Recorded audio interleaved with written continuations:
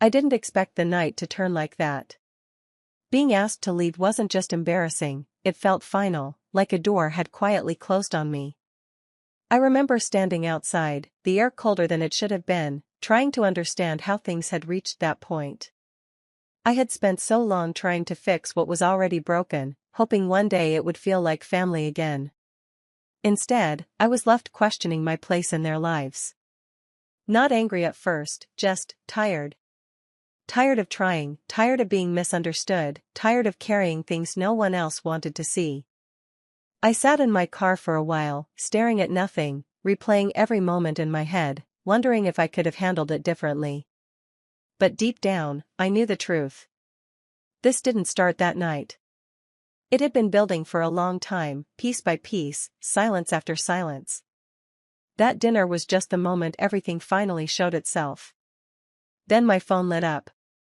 At first, I thought about ignoring it completely. After everything that happened, I didn't feel like I owed anyone a response. But the calls kept coming, one after another, like something had shifted fast. The tone was different now. Urgent. Almost desperate. I picked up the phone, not because I forgot what they did, but because I knew something they didn't. And in that moment, I realized the night wasn't over yet. A few days before the dinner, I got a short message asking me to be there. It didn't feel warm or natural, more like something sent out of duty. I stared at it for a long time, unsure if I should even respond. We hadn't had a real conversation in months, just distant replies and long gaps of silence. When I finally answered, the reply I got back felt rushed. There was no real effort to reconnect, no simple "we miss you" or anything close to that. It felt like I was being asked to show up for appearances, not because anyone truly wanted me there. I kept going back and forth in my mind. Part of me wanted to protect myself and stay away. Another part of me still held on to a small hope that maybe this was a chance to fix things. I told myself that if I didn't go, I might regret it later. So I decided to prepare like everything was normal. I chose something simple to wear, nothing too noticeable, nothing that would draw attention. Even that felt strange, like I was trying not to stand out in my own family. On the way there, I couldn't shake the feeling that something wasn't right. It wasn't fear exactly, just a quiet sense that I was walking into something I didn't fully understand yet. Still, I kept going. I told myself that sometimes you have to face uncomfortable situations if you want any chance at moving forward. I didn't expect things to be perfect, but I hoped they would at least be respectful. Looking back, that feeling in my chest wasn't wrong. It was a warning I chose to ignore. When I stepped inside, the energy felt heavy right away. Conversation slowed down, and a few people glanced at me before quickly looking away. It wasn't loud or dramatic, just quiet in a way that made everything uncomfortable. I paused for a second, expecting someone to at least greet me, but nothing came. People stayed in their spots, talking in low voices like I wasn't even there. It felt strange, like I had walked into a private moment I wasn't meant to see. I moved further in, trying to act normal, trying not to let it show that I noticed. My eyes searched for something familiar, some sign that I belonged there, but I couldn't find it. Even small things felt off, the way chairs were already arranged, the way no one made space, the way no one called my name. I saw Brenna across the room for a moment. She looked in my direction, then quickly turned away like she didn't want to get caught. That brief second told me more than words could. Whatever this night was, it wasn't what I had hoped for. I tried to tell myself I was overthinking, that maybe everyone was just distracted or tired. But that feeling stayed with me, steady and hard to ignore. So I stayed quiet and kept my distance, choosing not to force any conversation. I didn't want to chase attention or make things awkward. I just stood there, taking it all in, realizing that I wasn't stepping into a warm gathering. I was stepping into a space where I clearly didn't fit anymore. Dinner moved slowly, and I kept my head down, focusing on small things just to get through it. The sound of plates, quiet conversations, and forced laughter filled the room. I tried to stay invisible, hoping the night would pass without anything happening. Then the tone shifted. Brenna pushed her chair back and spoke in a calm voice that didn't match what she was saying. She started bringing up things from the past, twisting them in a way that made me look like the source of every issue. It wasn't loud or emotional, which somehow made it worse. People listened. I felt every eye turn toward me. No one interrupted her. No one questioned it. It was like they had already decided what to believe before I even had a chance to speak. I looked toward my parents, expecting at least a pause, some sign that they would stop it or ask for both sides. But they stayed still. Their silence said more than anything else could. When I finally tried to respond, it didn't go far. My words felt small in that room. It was clear no one was there to hear me. Then came the moment that settled everything. My father spoke, calm and steady, saying it might be best if I stepped out for the rest of the evening. Not angry, not loud, just final. It landed harder than anything else. I sat there for a second, letting it sink in. There was no space left for me at that table, not even to explain myself. I stayed in my seat for a moment after that, letting everything settle. The room felt smaller somehow, like the air had tightened around me. I looked around once, not searching for support anymore, just taking in the reality of it. Then I pushed my chair back slowly. The sound felt louder than it should have been, but no one reacted. Conversations didn't stop, no one spoke my name. It was like I had already disappeared before even leaving. I reached for my coat and put it on carefully, giving myself a second to stay steady. My hands were calm, but inside, everything felt distant. Not sharp pain, not anger, just a heavy kind of quiet that filled my chest. As I walked toward the door, I noticed small things, the way people avoided looking in my direction, the way no one made space or said a word. Even footsteps behind me never came. That told me everything I needed to know. I stepped outside and closed the door behind me. The noise from inside faded instantly, replaced by a still silence. I stood there for a few seconds, breathing in slowly, letting the moment pass without rushing it. It wasn't the leaving that stayed with me. It was how easy it seemed for everyone else. I walked to my car without looking back. There was nothing left for me inside that house at that point. No explanation waiting, no apology coming. Just a clear line drawn, and for the first time, I didn't try to cross it. There was something I had been holding on to for a while, something I never shared with anyone. I didn't find it by accident. It came together slowly, small details that didn't make sense at first, then started to connect. At first, I told myself I might be wrong. I didn't want to believe it. But the more I looked, the clearer it became. I had seen documents that didn't add up, noticed patterns that couldn't be explained away. There were choices being made behind the scenes, quiet decisions that could affect more than just one person. It wasn't just a mistake or a misunderstanding. It was planned, careful, and hidden. I kept it to myself because I thought there was still a chance for things to be handled the right way. I believed that if I gave it time, the truth would come out without me forcing it. Maybe she would admit it. Maybe things could be fixed without tearing everything apart. That's why I stayed silent. But sitting there that night, listening to everything being turned against me, I understood something clearly. This wasn't someone who was going to take responsibility. This was someone who was willing to shift the blame and let others carry it instead. And I was the easiest target. The moment I walked out, something changed in me. Not anger, not revenge, just clarity. I wasn't going to protect a secret that could destroy me. I had waited long enough. Whatever happened next, I wasn't going to stay quiet anymore. I had been sitting in my car for a while, not going anywhere, just letting the quiet settle around me. The night felt still, almost too calm after everything that happened. I wasn't in a hurry to move. I didn't feel like going home yet either. Then my phone screen lit up. I glanced at it but didn't reach for it right away. I already knew who it would be. I turned the screen face down and let it ring out. A few seconds later, it started again. Same name.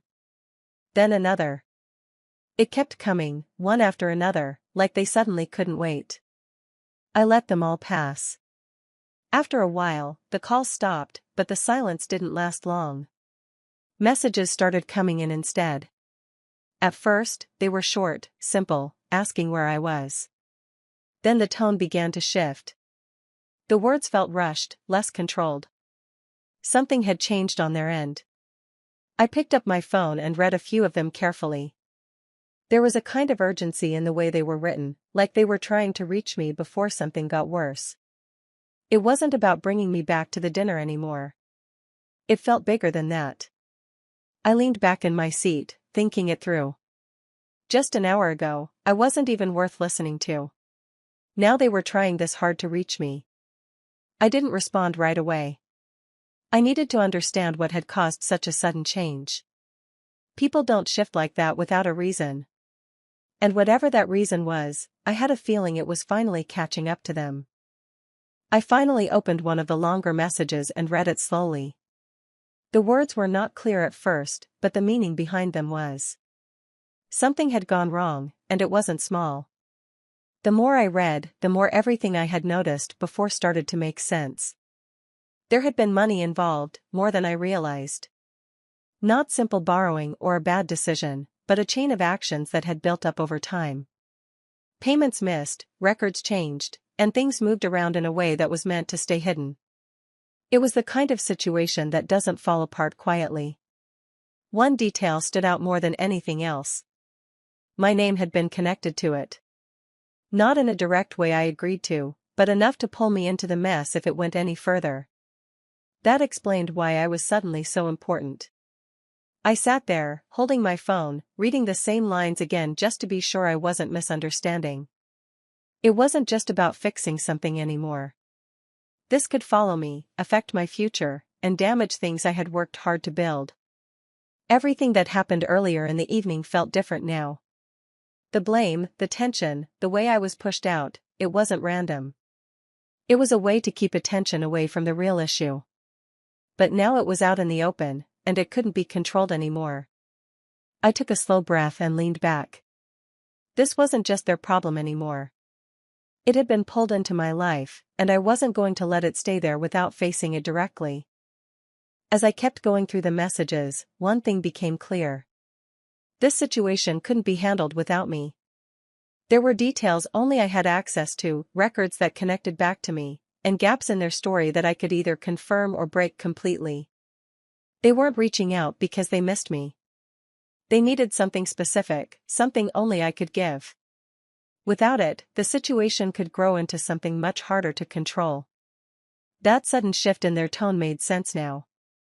I thought about how quickly everything had changed. Just a short time ago, I was being pushed aside, treated like I didn't matter. Now, I was at the center of something they couldn't manage on their own. It wasn't a good feeling, but it was a clear one.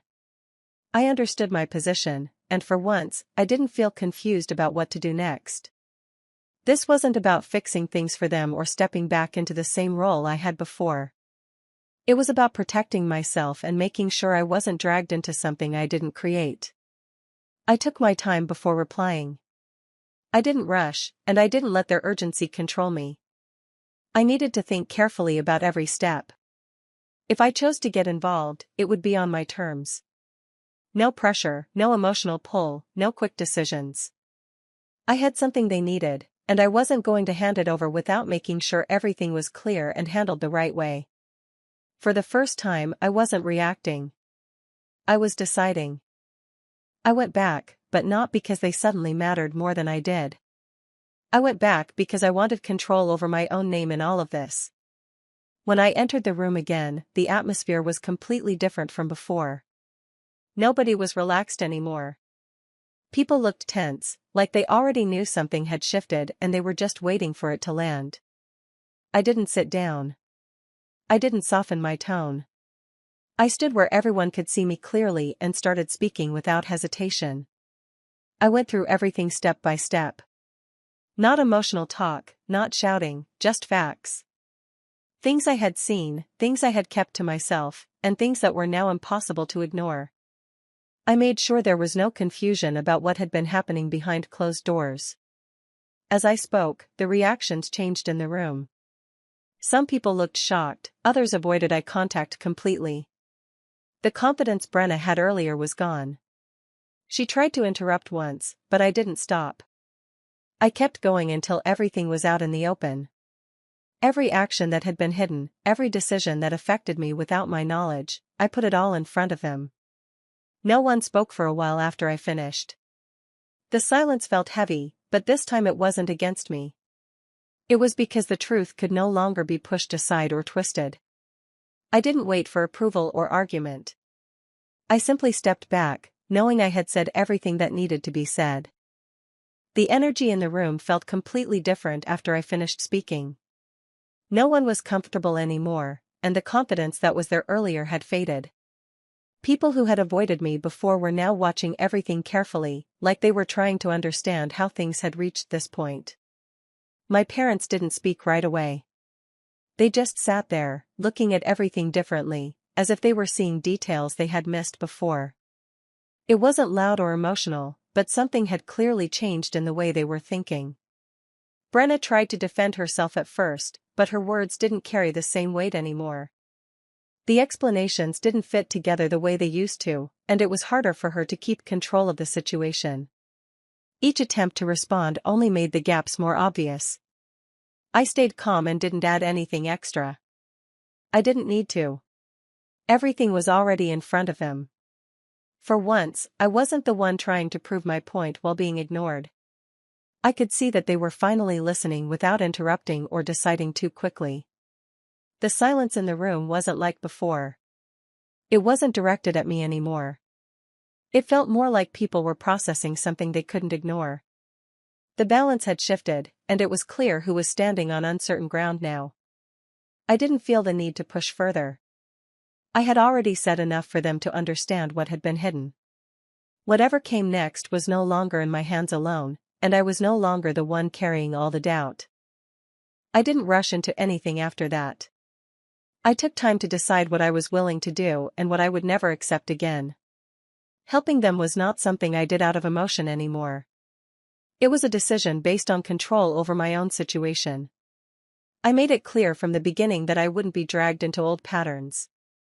There would be no confusion about my role, and no one would be able to shift blame onto me.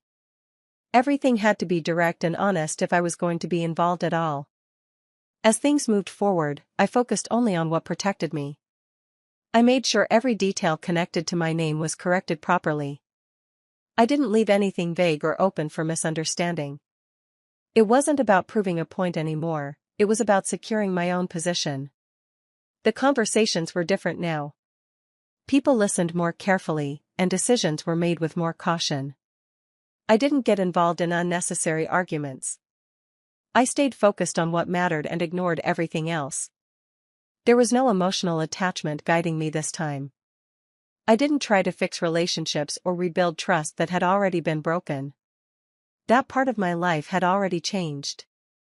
When everything was finally in order, I stepped away again. This time, it didn't feel like being pushed out. It felt like leaving something behind by choice. I didn't feel loss. I felt clarity. For the first time, I wasn't holding on to something that kept hurting me. I chose peace, structure, and respect for myself. And walking away meant I finally stopped returning to a place that never truly valued me.